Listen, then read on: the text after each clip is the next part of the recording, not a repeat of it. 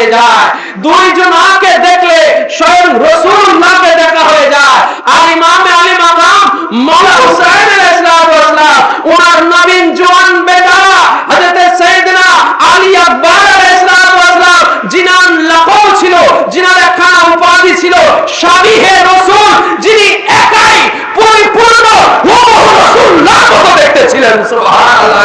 যখন হযরত সাইয়েদনা আলী আকবর আলাইহিস সালাম যখন কারবালার ময়দানে গিয়েছিলেন, তাবু থেকে সবার কাছ থেকে বিদায় নিয়ে আব্বা জান ইমামে আলী মাকাম থেকে, আম্মা জান হযরত শাহরে বাহু সালামুল্লাহি আলাইহা থেকে এবং ফুফি জান হযরত যায়নাব থেকে বিদায় নিয়ে যখন ময়দানে গিয়েছিলেন, তিনি যখন ঘোড়ায় সওয়ার হয়ে যখন ময়দানে নেমেছিলেন, মনে হচ্ছিল আজকে আলী আকবর নয়, স্বয়ং মদিনার কামলিওয়ালা নূরে খোদা হাবিবে খোদা সরওয়ারে কায়নাত আহমদে মুজতবা মুহাম্মদুর রাসূলুল্লাহ আজ কারবালার জমিনে হাজির হয়েছে।